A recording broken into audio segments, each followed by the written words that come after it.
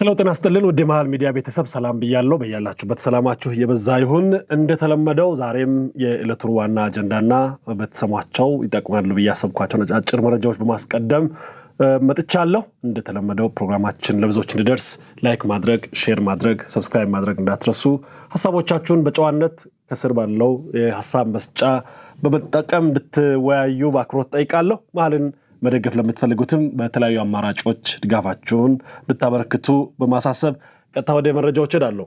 ወደ መረጃዎች ከመሄዴ በፊት ግን ወደ ዛሬ አዲስ አበባ ውስጥ አንድ ነገር ሲስተዋል ነበረ ብዙዎች ያጋሩት ነው ያለው። በተለይ ኢዜማዎች አልተቻሉም በቲክቶክ ላይ በደንብ ጥሩ ስራ እየሰሩ እንደሆነና ከፖለቲካው በበለጠ የቲክቶክ ፈጠራቸው ብዙ ሰው ቀልብ እንደገዛ እየተወራ ነው ያለው። እኔ እንኳን እስካሁን በቲክቶክ ከላለፈው ወር ፖዝ አድርጌ ስለነበር አልተከታተልኩም። ነገር ግን ከብዙዎች እየሰማው ያለውት በፖለቲካ አካባቢ ብዙ ፍላጎት የሌላቸው በሙሉ እንዲሰሙ የሚያደርግ ኮንተንት ክሬት ያደርጉ እንደሆነ የሚታወቀው ዛሬ ከዚህ በፊት ሰምቻለሁ እውነት አልመሰለኝም ነበረ። ዛሬ ደግሞ በተረጋገጠ መልኩ ያየሁት በቪዲዮዎች ተቀርጾም የሰማሁት በከተማው ሙሉ በሙሉ የምርጫ ቅስቀሳ ሲያደርጉ ለየት ያለ እንቅስቃሴን ያደረጉ ያሉት እንደ ምርጫ 97 ተመሳሳይ ነገር ነው ያደረጉ ያሉት። ልዩነቱም የሆነው ምናልባት ኢዜማ አሁን ያለበት አቅምና ውስጥ ያሉት የሰዎች ስብጥር ልዩነት ካልሆነ በስተቀር አግሬሲቭሊ በተለይ አዲስ አበባ ላይ እየሰሩ እንዳለ የሚያሳይ ነው።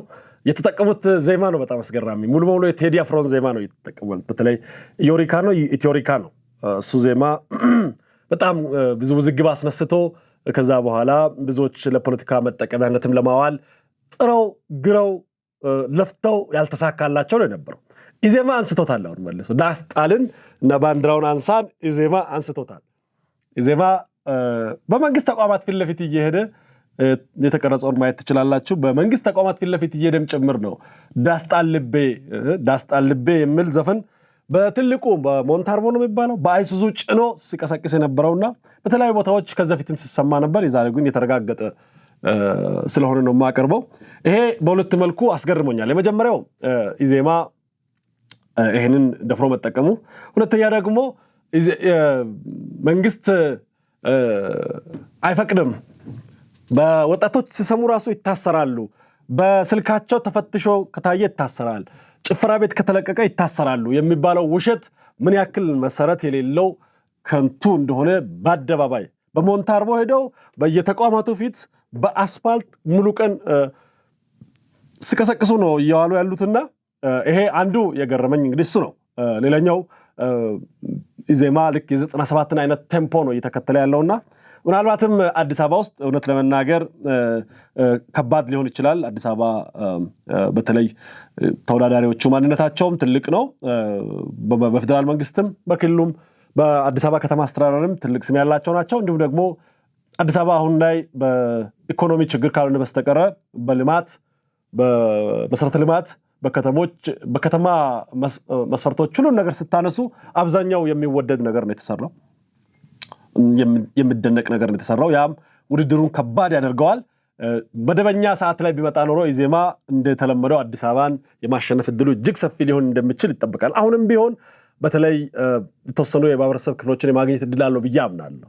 እያነሳ ያለው ዜማ እየተጠቀመ ያለው ሞቶ ቅስቀሳ ዘዴ እንዲሁም በተለይ ቲክቶክ እና ሌሎች ማህበራዊ ሚዲያ ላይ ያሳየ ያለው እንቅስቃሴ በእጅጉ ተቀባይነትን ሊጨምር የሚችል ነው።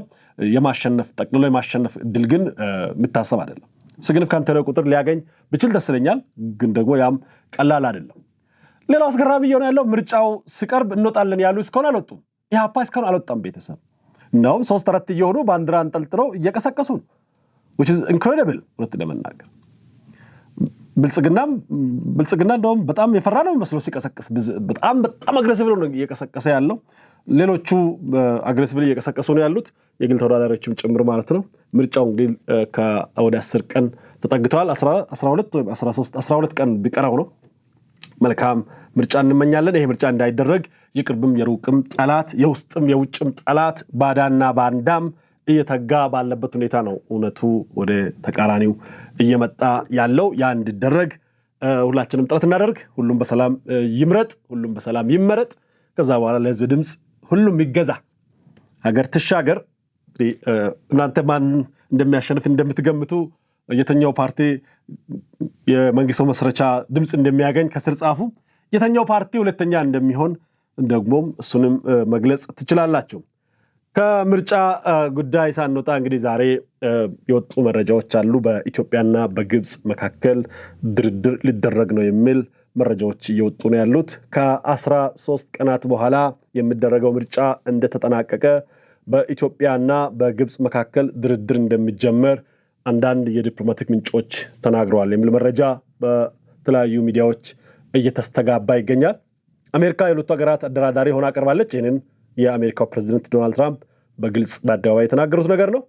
በራሳቸው የቤት ስራ ተጠምደው የዘነጉት ቢሆንም አሁን ደግሞ ከኛ ምርጫ በኋላ እየተጠበቀ ያለው እሱ ነው። ድርድሩ እንደሚጀመር ነው። ዶናልድ ትራምፕ በተደጋጋሚ በኢትዮጵያና በግብጽ መካከል ጦርነት ማስቆማቸውንም መናገራቸው የሚታወስ ነው። ከዛ በፊት የነበራቸውን የቁጣ የማዋረድ አካሄድ ግን ሙሉ በሙሉ መተዋቸውን ዳቮስ ላይ በነበረ ንግግራቸው ይታወቃል። ዳቮስ ላይ ጠቅላይ ሚኒስትር ዶክተር አብይንም ጠንካራ መሪ እንደሆነ ሰምቻለሁ ብለው ነው የጀመሩት። አሁን ላይ ከኢትዮጵያና ከኤርትራም ጋር ያላቸው ግንኙነት ያንኑ የዲፕሎማቲክ የሆነ አቅጣጫ የሚከተል ነው። ለዛ ያበቃቸው ደግሞ ኢትዮጵያ አሁን ላይ የያዘችው የበላይነት ነው። በተለይ በአባይ ላይ ኦልሬዲ ግድቡን መጨረሷ ማምረት መጀመሯ ነገሩን ድርድሩን በጣም ደካማ ሆና እንድትጀምር አድርጓታል። ግብጽ የፕሮፓጋንዳ የውስጥ ችግሯን የመሸፈን ጥረት እንጂ አቅም ኖሯት አይደለም። በዛ ላይ ደግሞ በኢትዮጵያና በኤርትራ መካከል ለሚደረገው ድርድርም የግብጽ እጅ መቆረጥ አለበት፣ የግብጽን እረፍ መባል አለባት። ያን ሊሆን የሚችለው እንግዲህ ቁጭ ተብሎ ድርድር ሲደረግ ነው። አሁን ኢትዮጵያ ከግብጽ ጋር ስትደራደር ስለ አባይ አይደለም የምታነሳው፣ ስለ ቀይ ባህር ነው። ቀይ ባህር ላይ እንዳልገባ የምታደርገውን ጥረት ታቁም ነው። እዚህ ሽማግሌዎችን ወጣቶችን ሰብስባ ወዳደቁትን ሰብስባ ሀገር መበጥበጥን ታቁም የሚል አንዱ ነው የሚሆነውና ለዚህ መብቃታችን እጅግ አስገራሚ ነገር ነው። ሌላኛው መረጃ የኒውክሌር ኃይልን በሚመለከት የኢትዮጵያ የኒውክሌር ተቋም ምክትል ኮሚሽነር አስገራሚ ንግግር አድርገዋል። የኒውክሌር ኃይል ህልውናዬ ነው ብላለች ኢትዮጵያ ነው የሚሉት እና ትንሽ የቸኮልን ይመስላል አንዳንድ ግን በምን ፍጥነት ወዴት እየሄድን እንደሆነ ይታወስ። የኒውክሌር ኃይል የህልውና ጉዳይ ነው ስትል ነው ኢትዮጵያ ያሳወቀችው። የኒውክሌር ኃይል ለኢትዮጵያ የቅንጦት ምርጫ ሳይሆን ከቀን ወደ ቀን እያደገ የመጣውን የኃይል ፍላጎት ለማሟላትና ዘላቂ የኢንዱስትሪ ሽግግር ለማምጣት የግድ የሚል የህልውና ጉዳይ መሆኑን የኢትዮጵያ ኒውክሌር ኃይል ምክትል ኮሚሽነር ሽፈራው ተሊላ ናቸው የተናገሩት።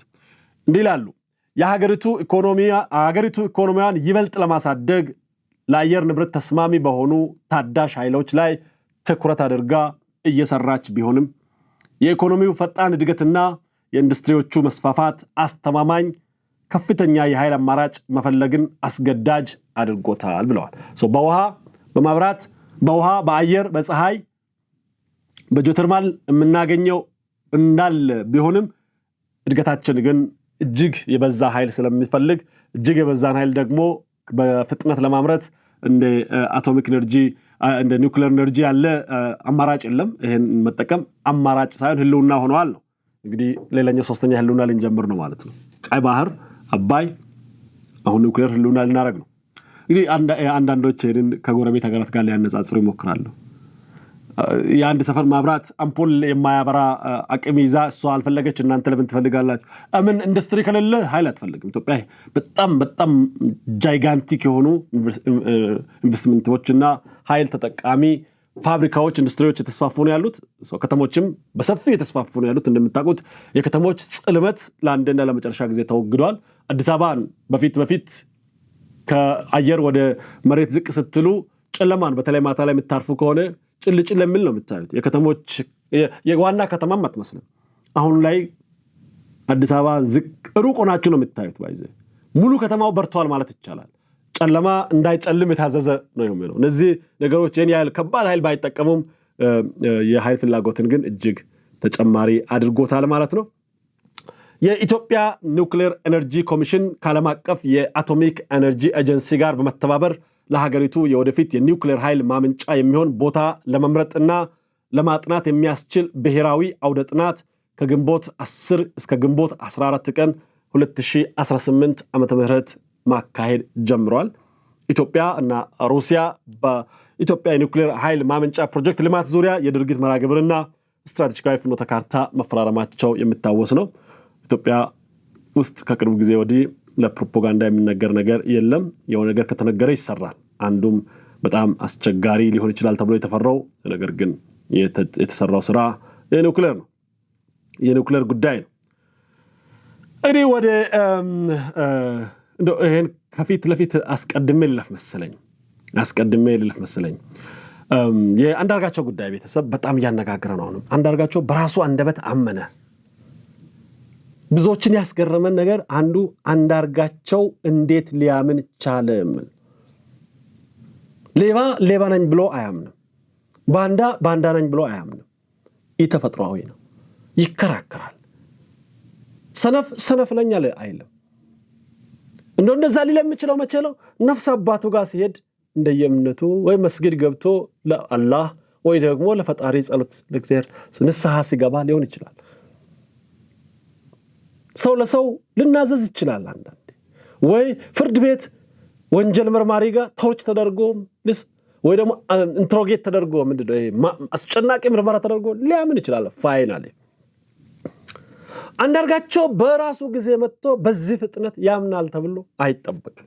የጠበቃችሁ አላችሁ? እኔ በበኩሌ አልጠበቅኩም።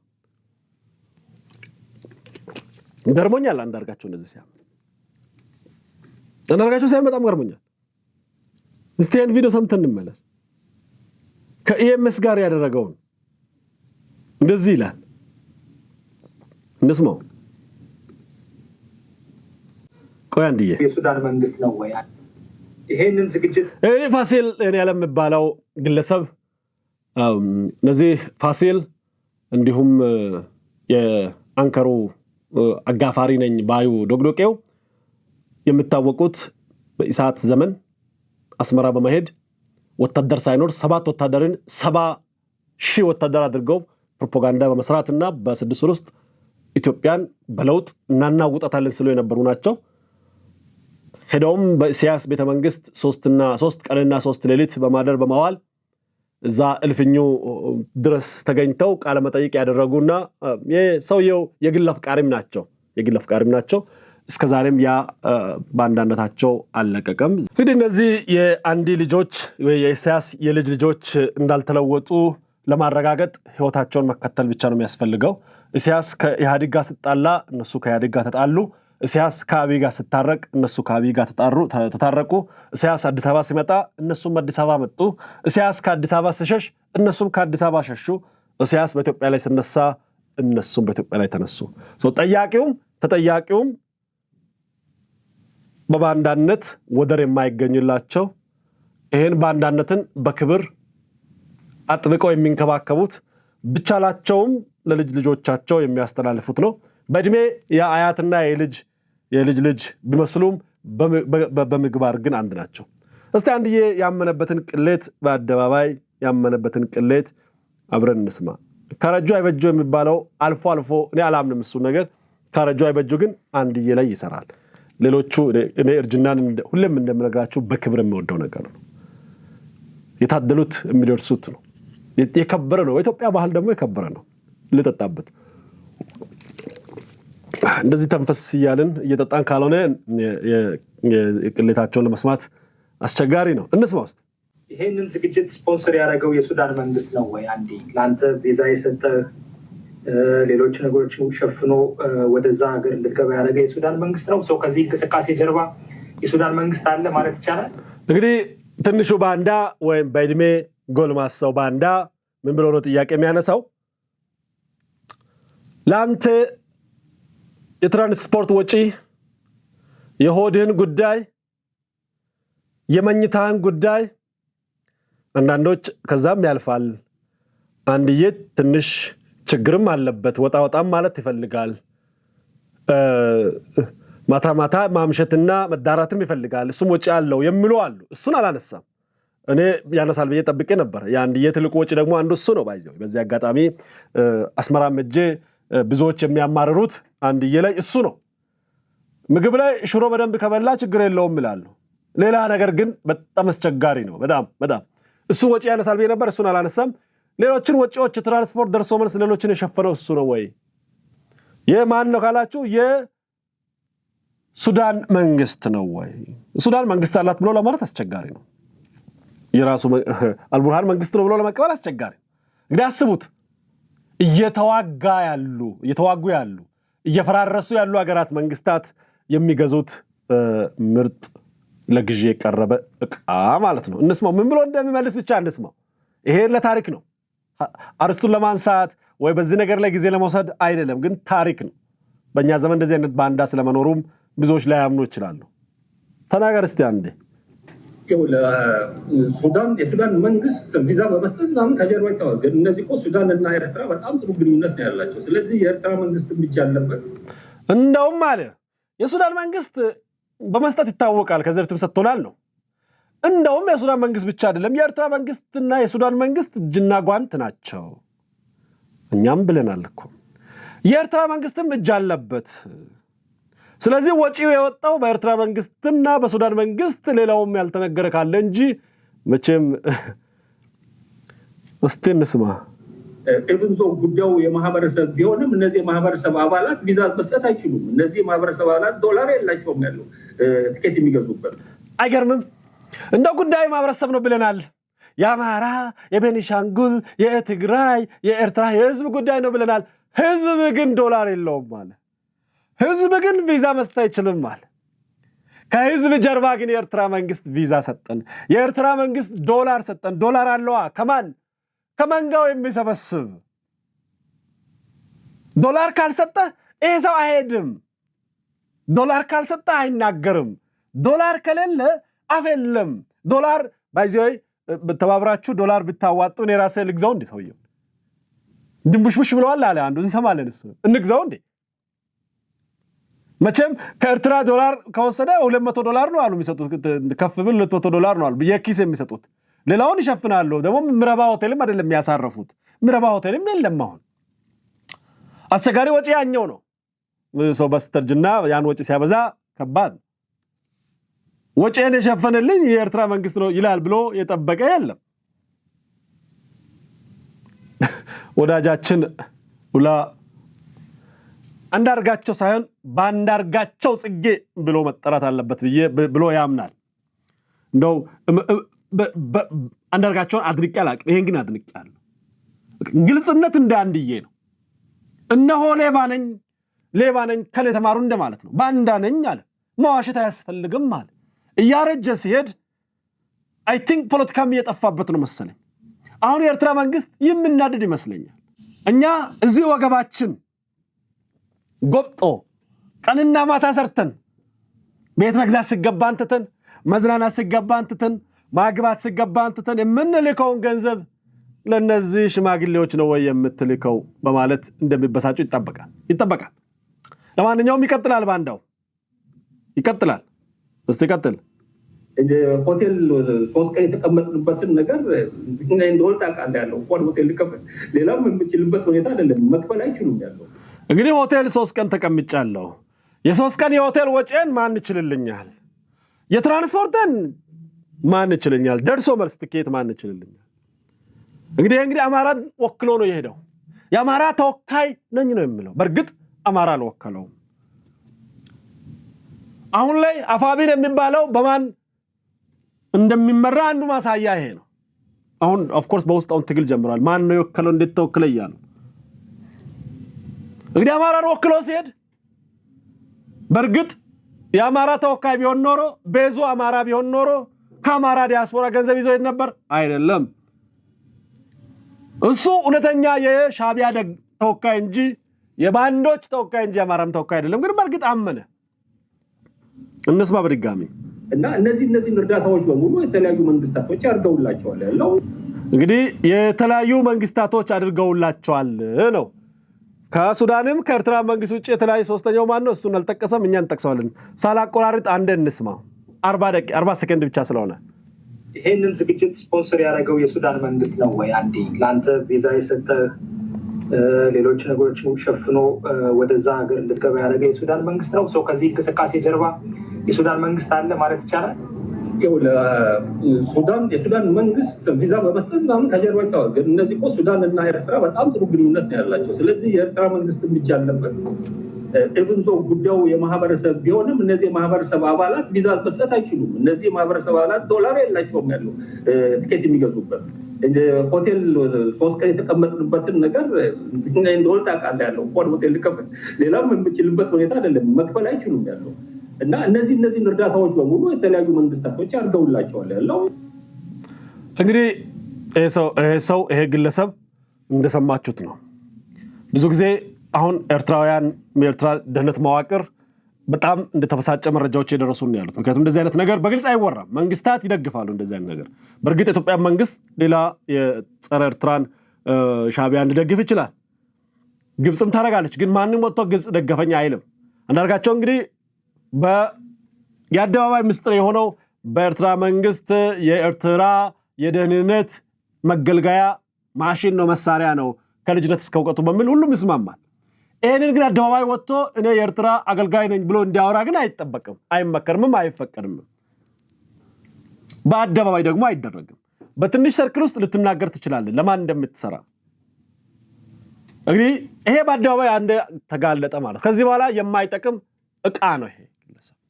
የኤርትራ መንግስት ከዚህ በኋላ ቢጠቀምም አይደለውም ብልም የለም። ከዚህ በኋላ የኤርትራ መንግስትም የሚፈልገው አይመስለኝም። በአደባባይ ሆቴልን የከፈለችው ኤርትራ ነች አለ። የ3 ቀን ቆይታዬን ማለት የፉድ ኤርትራ የሸፈነችልኛል። ትኬት የገዛችው አክቹዋሊ የኤርትራ ስደተኞች ማለት ነው። ለነገሩ እኛንም ሲያመላልሱ እነሱ ናቸው የሚከፍሉት። በጣም እኮ አሳዛኝ ነው፣ በጣም አሳዛኝ ነው። ከዚህ በኋላ እንግዲህ የኤርትራ የደህንነት መስሪያ ቤት የሚጠቀም ከሆነ ራሳቸውም ጃጅተዋል ማለት ነው። ይሄ ሰው ተፈጥሯዊ ጉዳዩን ጨርሰዋል። ሙሉ ወጪ ተከፍኖ በሱዳንና በኤርትራ ተሸፈነልኝ እያለ የምናገር እንደው ከሱ ውጪ ልትሰሙ አትችሉም። እንግዲህ የጽምዶውን ጉባኤ ተብየውን አፈር ከድሜ አብልቶታል ማለት ነው። አክቹዋሊ ወደፊትም ሌሎች መረጃዎች እሱ አካባቢ ይኖራል። እንግዲህ በተወሰነ መልኩ አንዳንድ ወዳጆች እያሉ ያሉትን እናሰማ፣ ስለሱ እናሰማ እስቲ። እንግዲህ እስቲ ከረጅም ጊዜ በኋላ ስትሰሙ ነው ይህንን ግለሰብ መቼም አንድዬን እንዲህ ብሎታል። እንስማው። 10 ሰከንድ ነች። እንደዚህ ሱስ ነው። በስመ አብ አለመለከፍ ታትዱት ወጭ ወለል የሚኖር ምንድነው አንዳርገውጪ ትሙጅ ይቻላል እዚህ ጋር ጡት ማዚያጋ እውነቱን ነው አይደለ? አንድዬ በጣም ተመችቶታል። በስመ አብ ለንደን ተመልሷል፣ ግን ተመችቶታል። አንድዬ በዚህ ልክ ሲመቸውን አይቻል አቅም አይ ቲንክ የሚወደው ስራ ስለሆነ ቢመቸውም የሚጠበቅ ነው። ሌሎቹ ምን ብለዋል የሚለውንም አብረን እንስማ። ይሄን አይ ቲንክ ያቆራረጥኩ መሰለኝ፣ ደግሞ እንስማ እስቲ። አንዳርጋቸው ጽጌ በስመ አብ በደርግ ጊዜ በወያኔ ጊዜ አሁን ደግሞ ስምዶ ነው። እንደዚህ ሱስ ነው። በስመ አብ አለመለከፍ ታትዱት ወጭ ወለል የሚኖር ምንድነው አንዳርገውጪ ትሙጅ ይቻላል እዚህ ጋር ጡት ማዚያጋ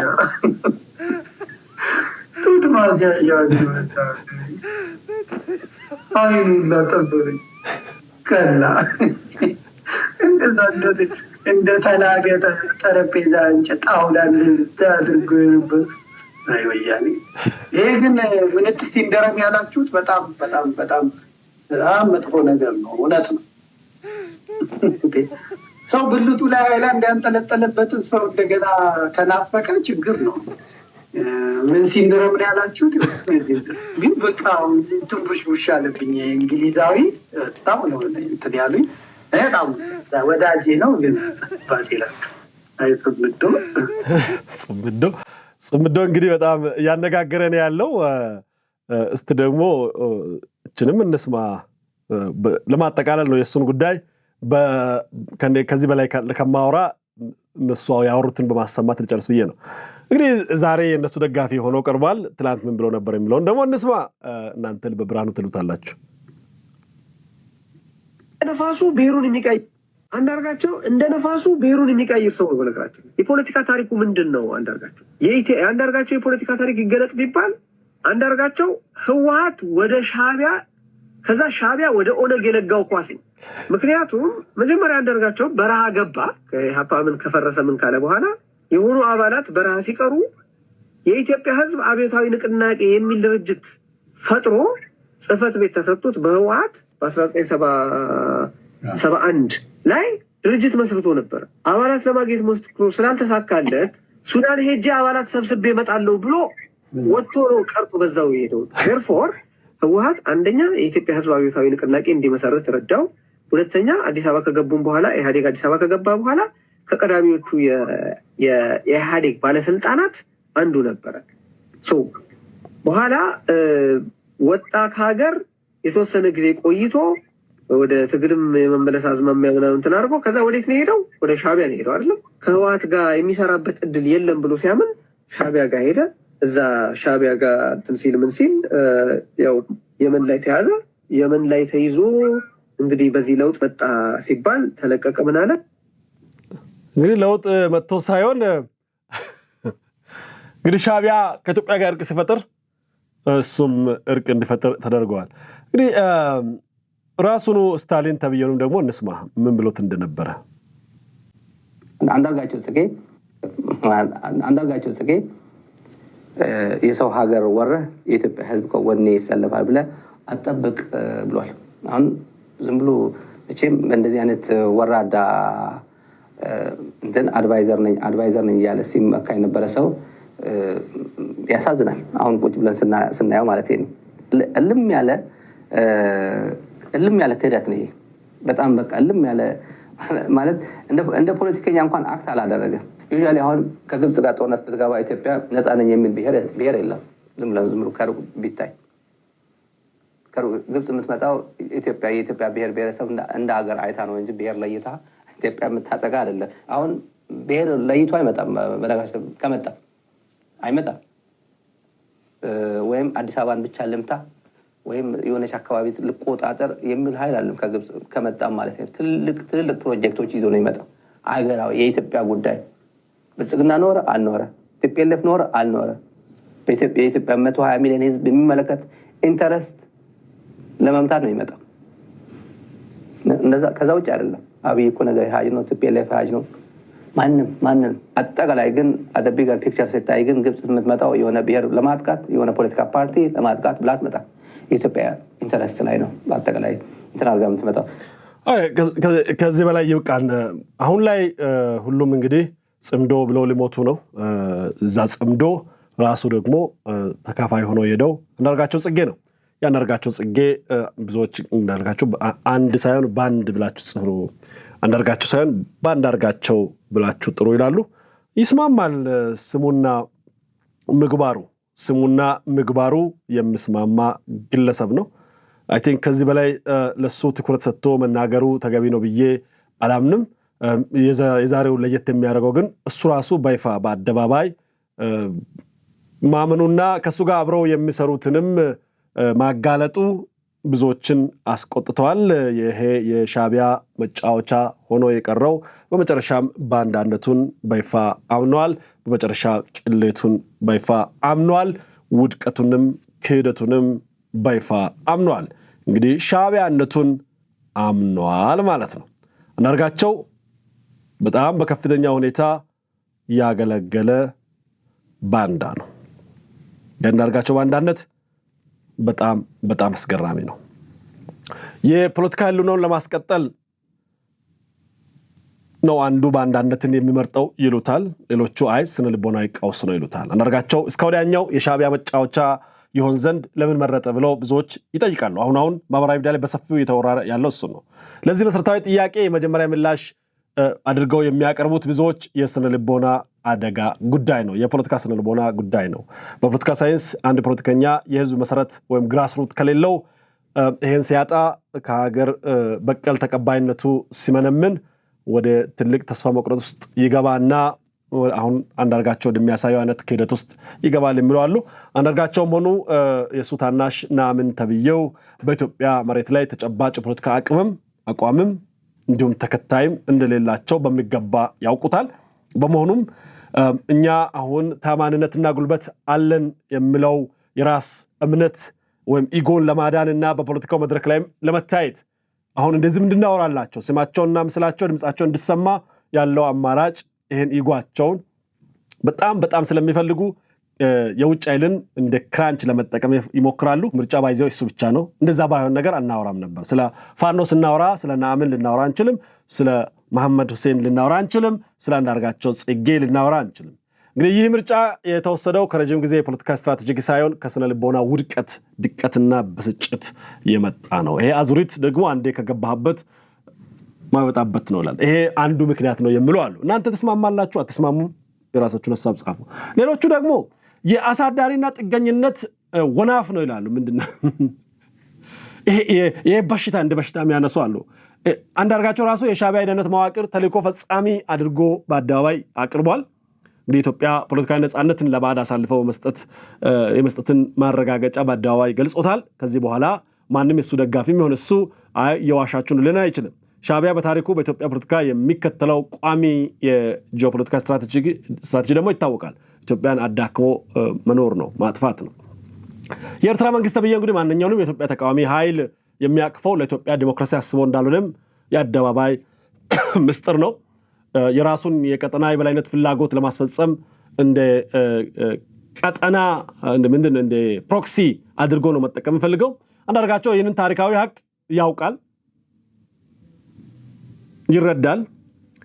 እንግዲህ በክፋት ካልሆነ በስተቀረ ማለት ነው። የኤርትራ መንግስት የፋይናንስና ሎጂስቲክስ ጥገኝነት መባሉም ሆን ብሎ እስከ ወዲያኛው የሻዕቢያ መጫወቻ ለመሆን መወሰኑንም ያሳያል። ቀሪ የባከነ ዕድሜንም በዛ ማሳለፍ እንደፈለገም በግልጽ ታውቋል። አንዳንዶቹ ከልጅነትም ጀምሮ አልተቀየረም፣ አንዳርጋቸው አቋሙ የጸና ነው፣ እሱም ሻዕቢያዊነት ነው ይላሉ።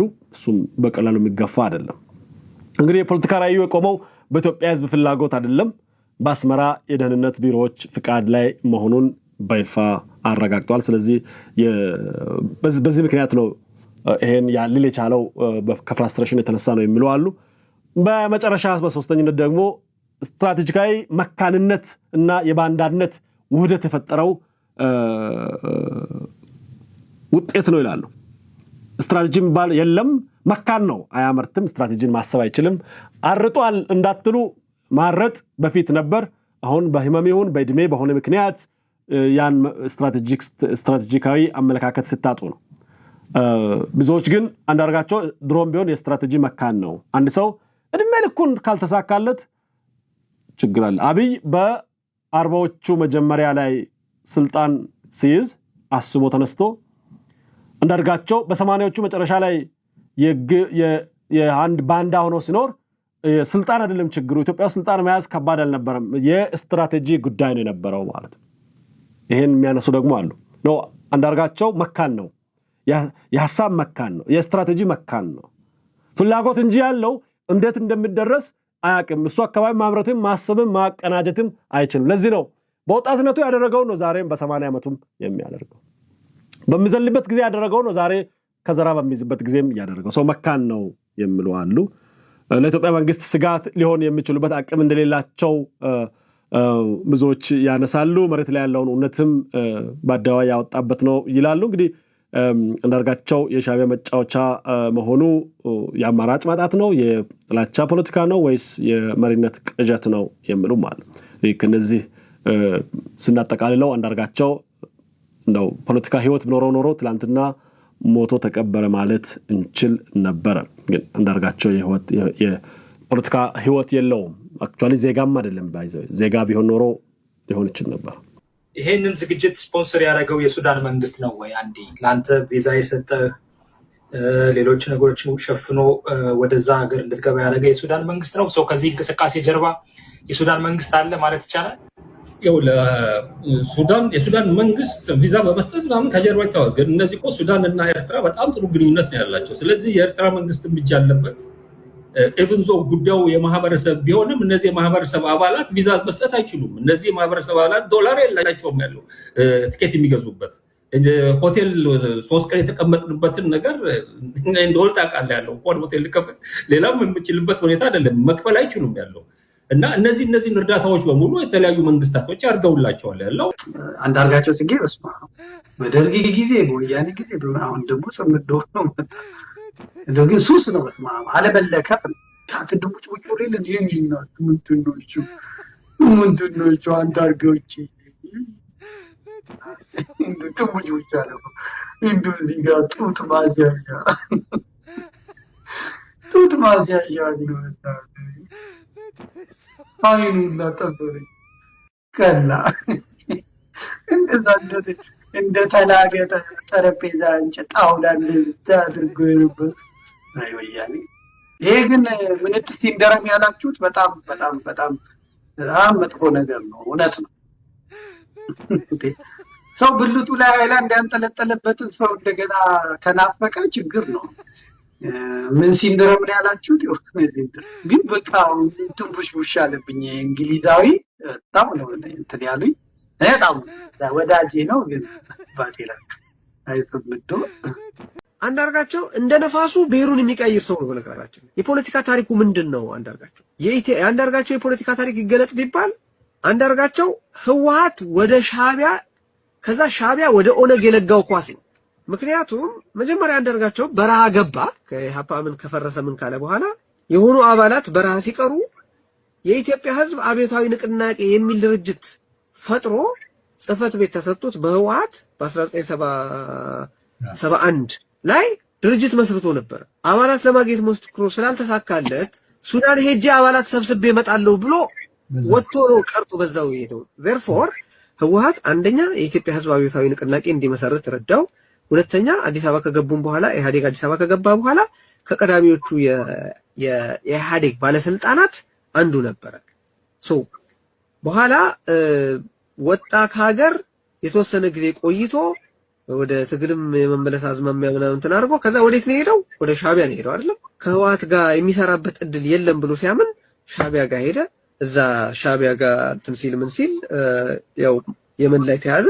የመን ላይ ተይዞ እንግዲህ በዚህ ለውጥ መጣ ሲባል ተለቀቀ። ምን አለ አንዳርጋቸው ጽጌ የሰው ሀገር ወረህ የኢትዮጵያ ህዝብ ከወኔ ይሰለፋል ብለ አጠብቅ ብሏል። አሁን ዝም ብሎ መቼም በእንደዚህ አይነት ወራዳ እንትን አድቫይዘር ነኝ እያለ ሲመካ የነበረ ሰው ያሳዝናል። አሁን ቁጭ ብለን ስናየው ማለት ነው እልም ያለ ክህደት ነው ይሄ። በጣም በቃ እልም ያለ ማለት እንደ ፖለቲከኛ እንኳን አክት አላደረገ። ዩዥዋሊ አሁን ከግብጽ ጋር ጦርነት ብትገባ ኢትዮጵያ ነፃ ነኝ የሚል ብሔር የለም። ዝም ብሎ ከሩቅ ቢታይ ግብጽ የምትመጣው የኢትዮጵያ ብሔረሰብ እንደ ሀገር አይታ ነው እንጂ ብሔር ለይታ ኢትዮጵያ የምታጠቃ አይደለም። አሁን ብሔር ለይቶ አይመጣም። በነገራችን ከመጣ አይመጣም። ወይም አዲስ አበባን ብቻ ልምታ ወይም የሆነች አካባቢ ልቆጣጠር የሚል ኃይል አለም ከግብጽ ከመጣ ማለት ነው። ትልልቅ ፕሮጀክቶች ይዞ ነው ይመጣ። አገራዊ የኢትዮጵያ ጉዳይ ብልጽግና ኖረ አልኖረ ቲፒኤልኤፍ ኖረ አልኖረ የኢትዮጵያ 120 ሚሊዮን ህዝብ የሚመለከት ኢንተረስት ለመምታት ነው ይመጣ። እንደዛ ከዛ ውጭ አይደለም። አብይ እኮ ነገር ሀጅ ነው፣ ቲፒኤልኤፍ ሀጅ ነው። ማንንም አጠቃላይ ግን አደ ቢገር ፒክቸር ሲታይ ግን ግብጽ የምትመጣው የሆነ ብሔር ለማጥቃት የሆነ ፖለቲካ ፓርቲ ለማጥቃት ብላት መጣ። በጎሳ ደረጃ የመጣ አማራ የሚባል ጎሳ የለም ነው። ድርጅት ወክለን አይደለም የተጋበዝነው። ፕሮፌሰር መሐመድ ሐሰን እንደ ኢትዮጵያዊ ሶማሌ ነው የቀረበው። በኢትዮጵያዊነቴ በአማራነቴ የተናገርኩበት ሁኔታ ነው ያለው። ወደ ሌላኛው መረጃ ልሻገር። በህወሓት ስራ አስፈጻሚ ውስጥ አዲስ አለመግባባትና ግምገማ እየተካሄደ እንደሆነ መረጃ ወጥቷል። በህወሓት ስራ አስፈጻሚ አመራር ውስጥ ስለ ግምገማ አቅጣጫ የተነሳው የጦፈ ክርክር የደብረጽዮን ገብረ ሚካኤል ቡድን ባሸነፈበት ሁኔታ መጠናቀቁን የውስጥ ምንጮች አውጥተውታል። እንደ ሪፖርቶቹ ገለጻ ከሆነ በግምገማው ሂደት ሁለት ተቃራኒ ሐሳቦች ቀርበዋል። በአንድ በኩል በዶክተር ፍስሐ ሀብተጽዮን የሚመራው ቡድን አጠቃላይ ውድቀታችንን በጥልቀት እንገምግም የሚል ሐሳብ አቅርበዋል። በሌላ በኩል ደግሞ በደብረጽዮን የሚመራው ኃይል ደግሞ ከኃላፊነቱ የታገደው ምክር ቤት ለመመለስ የተደረገውን ዘመቻ ብቻ ነው የምንገመግመውና የምንነቅፈው በሚል አጥብቆ ተከራክሯል። በክርክሩ የደብረጽዮን ሐሳብ ተቀባይነት ያገኘ ሲሆን ይህ ድል አመራሮቹ ቀድሞ እንግዲህ ከወንጀለኞቻቸው አጋሮቻቸው ጋር በመሆን ያጠናቀቁት ስትራቴጂ እንደሆነም እየተነገረ ነው ያለው። በዚህ አጋጣሚ ደብረጽዮን ሁሌም እንደዚህ አይነት ክርክር ሲነሳ እያሸነፈ ነው የሚወጣለው። እንግዲህ ይሄ ለስልጣን ጥማት፣ ለመቧደን፣ ለሙስናና ከጠላት ጋር ግንኙነት ለመፍጠር የተደረገ ስብስብ ነው። መንግስትን ይመልሰናል የሚሉት ለዚህ ነው፣ ሌላ ነገር አይደለም። እንግዲህ ትናንት በቀጠለው የግለሰብ የግለ ሂስ ግምገማ ወይም ግለ ነቀፌታ በመባል በሚታወቀው መድረክ ላይ ነው በደብረጽዮንና በአቶ አማኑኤል አሰፋ የተጀመረው። ዶክተር ደብረጽዮን በተመለከተ አሁን ተሾመ ምን እንለዋለን በሚል በቀላሉ ከላይ ታይቶ ታልፏል። ባይሾም ኖሮ ብዙ እናወራዋለን፣ ኦልሬዲ ተሾሟል በሚል የታለፈው። በአንጻሩ ግን በአቶ አማኑኤል አሰፋ ላይ በስልጣን ጥማት ተገምግመዋል፣ ከጠላት ጋር በመገናኘትና በሙስናም ተገምግመዋል። እነዚህ ከባድ ክሶች ናቸው። ጠንካራ ትችትም ወርዶበታል። ይህ እርምጃ በቀጣይ ተቃዋሚዎችን ለማዳከም የተደረገ ነው። አሁን ላይ ለመቅጣት ተፈልጎ እንዳልሆነ ያነሳሉ። የግምገማው ዋና ሀሳቦችን በሚመለከት እንግዲህ ይህ ሂደት ለፖለቲካ መጠላለፍ ሲባል ለዓመታት የተለመደ ኋላ ቀር አሰራር ነው። ታዛቢዎች እንደሚሉት ህወሓት ከተፈጠረበት ጀምሮ እስካሁን ያልተው ግምገማ ሚሉት ነው። የዚህ ጫና ዋና ዓላማ ዶክተር ፍስሐ ሀብተጽዮንን፣ ዶክተር ሰለሞን ኪዳኑንና አቶ ተክላይ ገብረመድህንን ለመቅጣት ነው ዋናው ዓላማ። ሁለተኛው ዓላማ ወይዘሮ ሊያ ካሳን ለማስጠንቀቅ ያለመ መሆኑ ተገልጿል። ከትዕይንት ጀርባ ሆነው ይህንን ሂደት እያሽከረከሩ ያሉት ዋና ሰዎች ላይ ግን ምንም አይነት ትችት እንዳልቀረበባቸው ታውቋል። ይህኑ የግምገማ ስልት ይዞ በማዕከላዊ ኮሚቴም በተመሳሳይ እንደሚቀጥል ይጠበቃል። እንግዲህ የቀድሞ ፎርሙላ ነው የሚደጋግሙት። አሁን እየተፈጸመ ያለው የግምገማ ስልት ቀደም ሲል አቶ ጌታቸው ረዳን ከአመራርነት ለማባረር የተጠቀሙበት ተመሳሳይ ፎርሙላ ነው። በዚህ ጊዜ የነበረው ክርክር በተመሳሳይ የመከሰሱን ሂደት ማህተን እንገምግም በሚሉና አይሆንም ጊዜያዊ አስተዳደሩን ብቻ ነው የምንገመግመው በሚሉ መካከል የነበረ አለመግባባት ነበር። ኋላ ጊዜያዊ አስተዳደሩ ብቻ ይገምገም በሚል አሸናፊ ሆነው ወጡ ማለት ነው ደብረጽዮን። አሁንም ደግሞ የተመለሰው መንግስት ነው ወይስ አጠቃላይ ሂደት በሚለው ላይ ተከራከሩ። የተመለሰው መንግስት ብቻ እንገምግም ብለው ደብረጽዮን አሸናፊ ሆነው ወጣ ማለት ነው። ትግራይን ወደ ከፋ የፖለቲካ ቀውስ ያስገባት ያለው ይህ የውስጥ ሽኩቻ እንደ እባብ እየተቆራረጠ የሚቀጥል በመሆኑ የዚህ የፖለቲካ ኃይል ለትግራይ ህዝብ ጥቅም ሲባል ያለምንም መቅማማት ከመድረክ ላይ ሊወገድ እንደሚገባ የተለያዩ ወገኖች አስተያየት እየሰጡ ነው ያሉት። ከዚህ አስተያየት ጎን ለጎን ደግሞ ከትላንቱ ላይ የተመሰረተውም ድርጅት በነ ደብረጽዮን በነ ጻድቃን የሚመራው ሰፊ ውይይት አድርጎ ሰፊ መግለጫ ማውጥቷል። በሁሉ በብዙ መልኩ የቀረበ ነው እሱም መግለጫ። የቲፒኤልኤፍ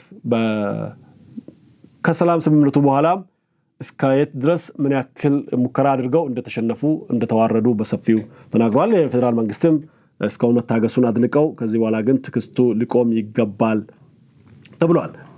ከትግራይ ለ3 ወራት ታግዶ የነበረው የትግራይ ፖሊስ ደሞዝ እየተከፈለ መሆኑ ዛሬ መረጃ ወጥቷል። ለተከታታይ 3 ወራት ተቋርጦ የነበረው የትግራይ ፖሊስ አባላት ደሞዝ ዛሬ ክፍያ እንደተፈጸመለት ነው የታወቀው። ከትግራይ ወጡ ሪፖርቶችን በመጥቀስ እንደተገለጸው ይህ የደሞዝ ክፍያ አሁን እንዲለቀቅ ያደረጉ ዋና ምክንያቶችም ወጥተዋል። ሌተናል ጀነራል ታደሰ ወረደና ገብረ ዴላ የፖለቲካ ዓላማን መሰረት በማድረግ ክፍያውን አግደውት እንደነበረ ነው መረጃ እየወጣ ያለው። አንዳንድ የፖሊስ አባላት የታደሰ ወረደ ደጋፊዎች ናቸው በሚል ስታሙ በመቆየታቸው በዚህ ምክንያት የተፈጠረው የፖለቲካ ቅሬታ ለመፍታት ታስበው የተደረገ ነው የሚሉ አሉ።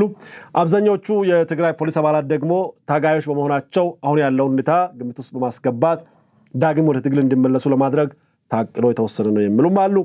ፖሊስ እንደ ተቋም በልጽጓል፣ የብልጽግና ፓርቲ ገዢ ሆኗል፣ አጋዥ ሆኗል ተብሎም ይታማ ስለነበረ ይህንኑ አመለካከት ለመቀየርና አሁን ያለውን አደረጃጀት ከህወሓት ጎን ለማሰለፍ የተወሰደ እርምጃ ነው። በተለይ ደግሞ አባላቱ አዲስ ለተሾሙት የፖሊስ አዛዥ በስርዓትና በአግባቡ እንዲታዘዙ ለማድረግ ያለመ እንደሆነ ነው። ይህ ለረጅም ጊዜ ታግዶ የነበረው የደሞዝ ክፍያ መለቀቁ በተቋሙ ውስጥ ሆነ በህዝቡ ዘንድ የተለያዩ የፖለቲካ ትንታኔዎችን እያነሳ እንደሆነም መረጃዎቹ ይጠቁማሉ። እንግዲህ አንዱም በማህበራዊ ሚዲያ የትግራይን መጨረሻ ማድረገው እሱ ነው። ይሄን መረጃ ነው በማህበራዊ ሚዲያ በሰፊው እያነጋገረ ያለው የጀነራል ጻድቃን ትላንት ወዲያ በነበራቸው መድረክ ያነሱት ሀሳብ ነው። የጀነራል ጻድቃን አስተያየት ሰዎች በሁለት አይነት መንገድ እየተረጎሙት ይገኛሉ።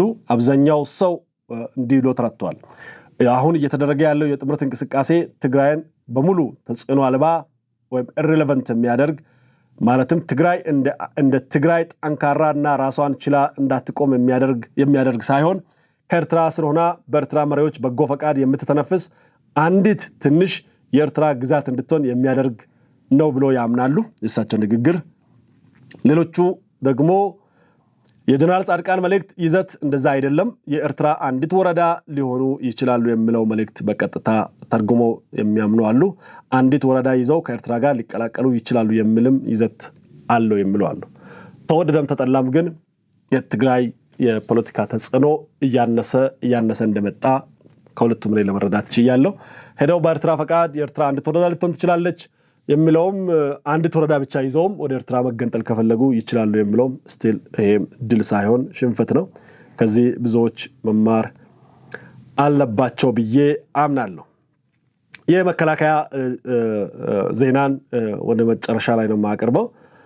ከዛ በፊት ግን አንድ መረጃ ለማቅረብ ወዳለሁ። አንድ ኤርትራዊ ወጣት ዘማሪ ነው፣ አክቲቪስት ነው፣ ኢንፍሉዌንሰር ነው፣ ብዙ ተከታይና ብዙ አድማጭ ያለው ነው። ሞገስ ይባላል። ሞገስ ንጉሴ። በዚህ አጋጣሚ የሚሰማን ከሆነ ሜይ ቢ ቃለ መጠይቅ ለማድረግ እንሞክራለን። አጭር አራት ነጥቦችን አንስቶ የኢትዮጵያና የኤርትራ ኮንፌዴሬሽን ስምምነት መፍረስ ታሪካዊ ስህተት ነበረ፣ ሊታረም ይገባል፣ ስህተት ነበር የሚሉ ዋና ዋና ሀሳቦችን አንስተዋል። አንደኛው ኢኮኖሚያዊ ኪሳራ አምጥቷል። ኢትዮጵያ የቀይ ባህር መውጫ አጥታ የንግድ ወጪዋ ከፍ አለ። ኤርትራም የኢትዮጵያን ትራንዚት ስታጣ ወደቦቿ ተዳከሙ ይላል። ሁለተኛው የጦርነት ዋጋ ይላል። ፌዴሬሽኑ ቢቆይ ኖሮ የ30 ዓመት ትግልና የ1998 ጀምሮ እስከ 2000 ጦርነት አይኖርም ነበር። ህይወትና ሀብት ከፍተኛ ኪሳራ ይድን ነበረ ብሎ ያምናል። በሶስተኝነት የህዝብ ትስስር አይበታተንም ነበር። ቋንቋ፣ ባህል፣ ዘመድ አንድ የሆነ ህዝብ በድንበር ተከፋፈለ፣ ቤተሰቦች ለዓመታት ተለያዩ ብሎ ያምናል። በአራተኛነት እና በመጨረሻ ያነሳው ከዚህ የተነሳ የአፍሪካ ቀንድ አካባቢ ደካማነት ተፈጥሯል። ሁለቱ ሀገራት ተዋህደው ቢሆን ኖሮ የቀይ ባህርን በራሳቸው መቆጣጠር ይችሉ ነበር። አሁን ሁለቱም ለውጫዊ ኃይሎች ተጋላጭ ሆነዋል። ባጭሩ በጋራ መኖር ቢቻል ኖሮ ለሁለቱም ህዝብ የተሻለ ነበር እላለሁ ብሏል። ብዙዎች ዘንድ መነጋገሪያ እየሆነ ያለው ለመናገር ብዙዎች የሚስማሙት ነው። የኢትዮጵያና የኤርትራ የፌዴሬሽን ስምምነት መፍረስ ታሪካዊ ስህተት ነው የሚሉ አሉ። ሊታረም የሚገባል፣ እነዚህ ስህተት መመለስ አለብን ደግሞ የሚሉ አሉ።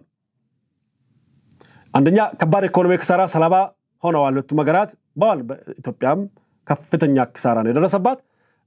ጠንካራና ሰፊ ሀብታም ሀገር ስለሆነች እንጂ ቆማ ያለችው በጣም ከፍተኛ በደል የደረሰባት ኢትዮጵያ ላይ ነው። ኤርትራ ግን ደቃለች። በዚህ ምክንያት መለያየታቸው ቀጠናውን ጎቶታል የሚለው እኔ የምስማማበት ነው። የህዝብ ለህዝብ ትስስርም የሚያስማማ ነው። እነዚህ የተነሱ ሀሳቦች በሙሉ የሚያስማማ ናቸው። የአፍሪካ ቀንድ የጂኦፖለቲካ ድክመትም እንግዲህ አሁን ወደ ቀይ ባህር መሄድን የምንፈልገው እኛ ለዛ ነው። በዚህ ይሄ ጠቅላይ ሚኒስትሩ የመጀመሪያ ግብ አፍሪካ ቀንድ አካባቢ በፌዴሬሽን እንድንቀላቀል ነው ፍላጎቱ ነበረው። ያ ሲሆን አንድ ሀገር ብንሆን ወይ በፌዴሬሽን እንኳን ብንተሳሰር የጋራ ኢኮኖሚ ቀጠና ብኖረን ቀይ ባህር ላይ ሀያላን እንደፈለጉ አይጫወቱም ነበረ።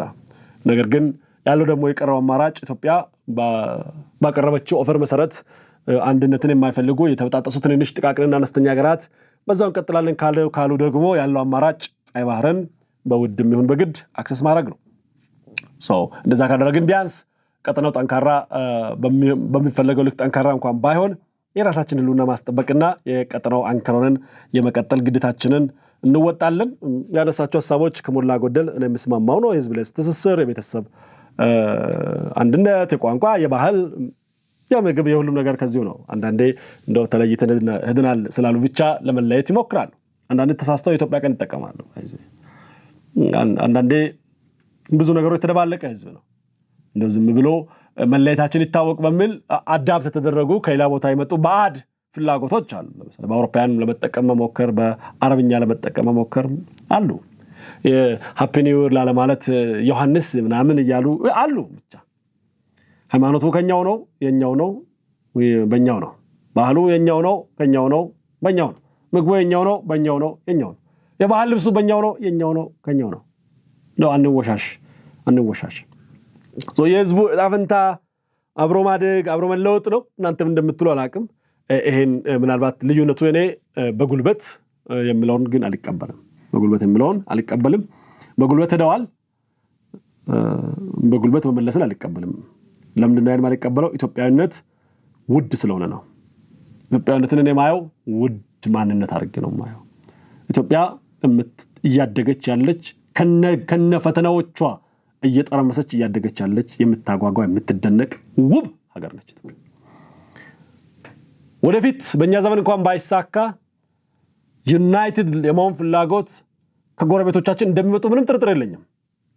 በዚህ ከቀጠልን አክሰሱን ካረጋገጥን ልክ አሜሪካዊ ለመሆን ሰው እንደሚሯሯጥ ሁሉ ኢትዮጵያዊነት ሳቢና ማራኪ እንደሚሆን አይጠራጠርም። ያኔ ተስበው ሲመጡ ማንንም መቀበል ይቻላል። ነገር ግን አሁን በግድ ካልመጣህ የምለው ነገር ራምን የምለው ነገር አፕታይቱም የለኝም። ባይዘው አፕታይቱም የለኝም። በዚህ አጋጣሚ ነው ብዙ ኤርትራውያን አካባቢ ያለው አመለካከትም ትክክል አይደል። እንትን የላትም እንትን አማራት አይነት ነገር ነው በብዛት። ይቅርታ አድርጉልኝ ኤርትራውያን ወንድሞች፣ ያላችሁ ንቀትም ደስ አይልም። ምትለብሰው የለም ምትከናነበው አማራት። ይሄንን እርግፍ አድርጉ መጀመሪያ ነገር። እኔም ድሮ ምን እንደሆነ አላውቅም ስለ ድሮ። አሁን ላይ ግን ኢትዮጵያና ኤርትራውያን የምታወዳድሩት አይደለም። እዚሁና ቁንጫ ያክል ሆነዋል ማለት ነው።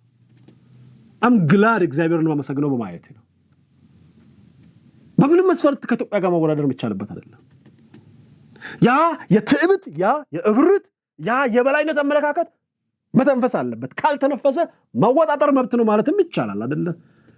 አሁን ሻቢያ የገነባው የውሸት ፍኛ ተንፈስ ማለት አለበት። በአፍሪካ ቀን ልዩ ህዝቦች ነን የሚል እብርት መተንፈስ አለበት ያምናል። ይሄ ጎማ መተንፈስ አለበት። ከዛ ጎማና ከዛ ፊኛ ጋር I don't like it። እንደዛ ትብረት አይፈጠርም። ባይዘው እኛም አላልም እንደዛ ብዬ አምናለሁ።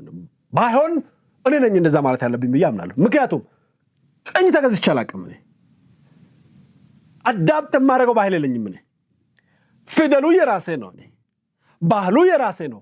ቋንቋው የራሴ ነው። ካላንደሩ የራሴ ነው። ሀገሩ የራሴ ነው።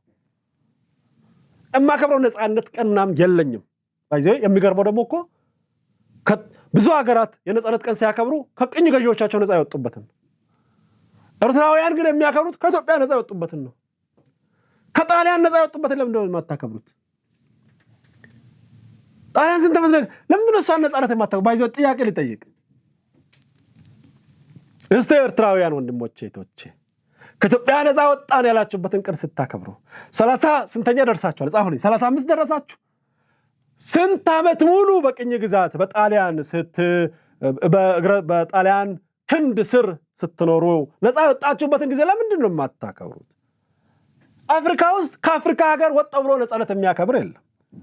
አፍሪካ ውስጥ በብረት ቀጥቅጦ የገዛም ሀገር የለም። ኦፍኮርስ እናንተ ኢትዮጵያ ገዝተናለች። አንዳንዴ ኢትዮጵያን ለማሳነስ ትሞክሩና ደግሞም ነፃ ወጣን ብላችሁ ታከብራላችሁ ከቅኝ ግዛት። በአፍሪካ ውስጥ በዓለም ላይ ከጥቁር ሀገር ነፃ ወጣን ብሎ የሚያከብር የለም። ኬንያ የሚያከብሩት ነፃ ያወጡበትን ቀን ነው። ደቡብ አፍሪካ የሚያከብሩት፣ ሁሉም ሀገር እንደዛ ነው የሚያከብረው። ኦኬ ሁለቱንም እናከብረን ካላችሁ እንደው ከኛ ይልቅ እነሱ አይበልጥም ወይ? የገዙበት በእናንተ የተንሻፈፈ የታሪክ አረዳድ ስንሄድ ኢትዮጵያ ትንሽ ዓመት ነው ከእናንተ ጋር የኖረችው ማለት ነው። ያቺ ትንሽ ለምን መረራችሁ ታዲያ? ለዛውም እኮ ስልጣን ይዛችሁ ነው። እንደው በነሱ ቨርዥን ኦፍ ሂስትሪ ሊሄድ እንኳን ብል ዲፕሎማት ናችሁ፣ በወቅቱ ሚኒስትሮች ናችሁ፣ ፋብሪካ አለ፣ ከኛ እኩል ትማራላችሁ፣ ከኛ እኩል ትበላላችሁ፣ ከኛ እኩል ትጠጣላችሁ። ይሄ ጎዳና ሀርነት እንዳትገቡ፣ ይሄ ለእናንተ አይሆንም፣ እዚህ ከ5 በላይ አትማሩም አላልንም።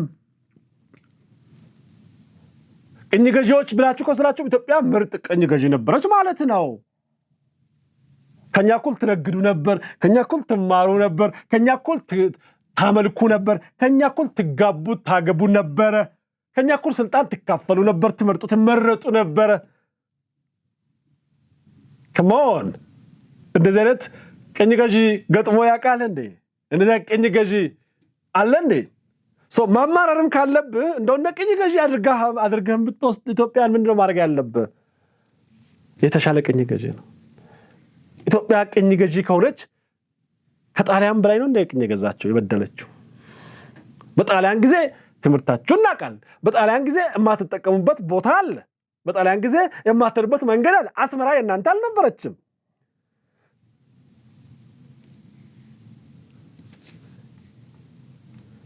እና የዚህን ሰው የዚህን ወጣት ሀሳብ በተወሰነ በኩል የምደግፈው ሀቅ ስለሆነ ነው። አንድ መረጃ መከላከያ አውጥቷል። የመጨረሻ መረጃዬ ነው። የመጨረሻው መረጃዬ ነው።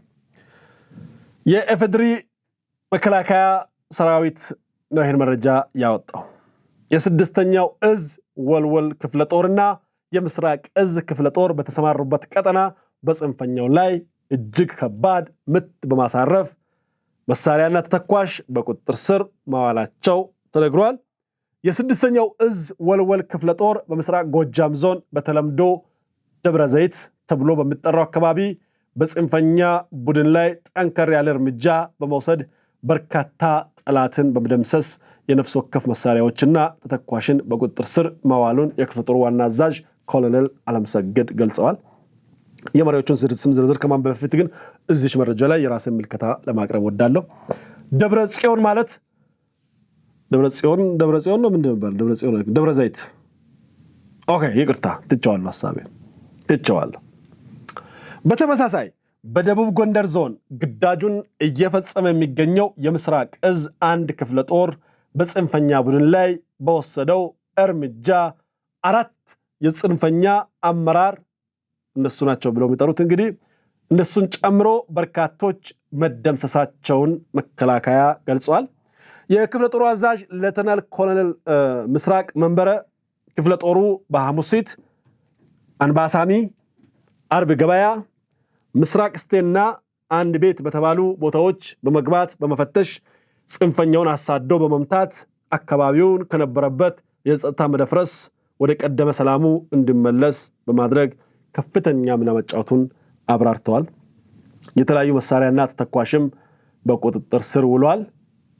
እንግዲህ ዘገባው እንደሚያሳየን እንግዲህ እነዚህ የዘመቻው ዋና ዓላማ መከላከያ እንደገለጸልን ከሆነ ጽንፈኛውን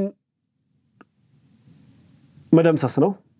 የመከላከያ ሰራዊቱ በሁለት ግንባር ነው። የምስራቅ ጎጃም ግንባርና የደቡብ ጎንደር ዘመቻ ነው። የምስራቅ ጎጃም ግንባር ላይ 6ኛው እዝ ወልወል ክፍለ ጦር ነው እንግዲህ በዋና አዛዡ ኮሎኔል አለምሰገድ ተስፋዬ መሪነት በተለምዶ ደብረ ዘይት በሚባል ቦታ ላይ ጠንከር ያለ ምት ያከናወነው። በዚህም በርካታ ጽንፈኛ ኃይል መደምሰሱ ታውቋል።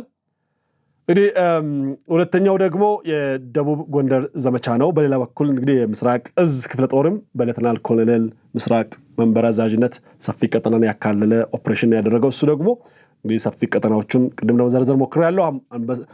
አንባሳሚ፣ አርብ ገበያ፣ ምስራቅ ስቴና አንዳንድ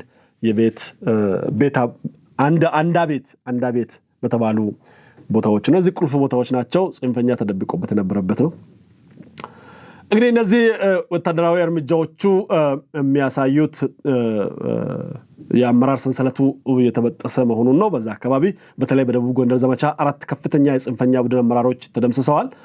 የቡድኑ የማመዛዘን የመቆጣጠር አቅም በእጅጉ ተፈረካክሷል ማለት ነው። ተፈረካክሷል። አመራር አልባ የሆነ ኃይል የተደራጀ ውጊያ ማድረግ የሚታሰብ አይደለም። ያው መበታተኑ የሚጠበቅ ነው። እንግዲህ የሎጂስቲክስም የጥቅም ሰንሰለት ተበጥሷል፣ ተመናምነዋል።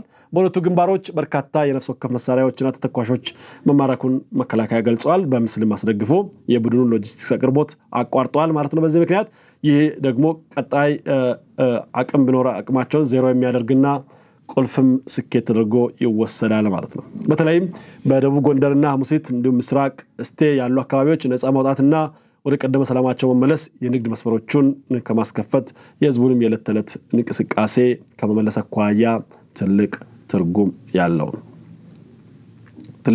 ነው። ይህንን እንግዲህ በበለጠ ተጠናክሮ ይቀጥላል ብለን እንጠብቃለን። በማንኛውም ኃይልና በማንኛውም አቅም መከላከያ የሚወስነው እርምጃ እንደግፋለን። አካባቢዎቹ ነፃ ከወጡ በኋላ ግን አሁንም ሁሌም ደግሜ እንደሚለው እዛ አካባቢ ያለው የፖለቲካ አመራር ቦታዎችን በመረከብ የፖለቲካ ስራ መስራት፣ ከህዝቡ ጋር ሰፊ ውይይት ማድረግ፣ ሰፊ ውይይት ካደረገ በኋላ ህዝቦችን ጥያቄ ተቀብሎ ጥያቄዎቻቸውን መፍታት የሚችለውን የአጭር ጊዜ መፍታት፣ የመካከለኛ ጊዜ እና የረጅም ጊዜ ችግሮችን ለይቶ ከህዝቡ ጋር መግባባት ላይ መደረስ አለበት። እንግዲህ መከላከያ ሲወጣ እየገቡ ህዝቡን አጎሳቅለው ሲመጣ ደግሞ እየሞቱም እየወጡም ምንድነው የዋቅዳ ውሃ መልስ እንዳይሆንና አማራ ክልልም በማያቋርጥ ድቀት ውስጥ እንዳይገባ ኃላፊነት የሚሰማው አካል በሙሉ መንቀሳቀስ አለበት ብዬ አምናለሁ። ይሄንን ከፌደራል አመራር ጀምሮ በሚኒስትር ደረጃም ያሉ ፖለቲካ ውስጥም ያሉ ፓርቲ ውስጥም ያሉ እስከ ዞን እስከ ወረዳ ያሉ በሙሉ በእውነት ህዝባቸውን የሚወዱ ከሆነ ከህዝብ ጋር ቁጭ ብሎ መወያየት፣ መነጋገር የህዝብን ልብ ማሸነፍ ነው። ጠላትን በመሳሪያ ማሸነፍ ቀላል፣ የህዝብን ልብ ማሸነፍ ግን ትጋት ይጠይቃል፣ ቅንነት ይጠይቃል፣ ተግቶ መስራትን ይጠይቃል። ይሄን እንደምታደርጉ ተማምናለሁ። ለዛሬ ያለኝን ፕሮግራም በዚህ ጨርሳለሁ። ነገ በሌላ ፕሮግራም እስክንገናኝ ቸርን ሰንብት።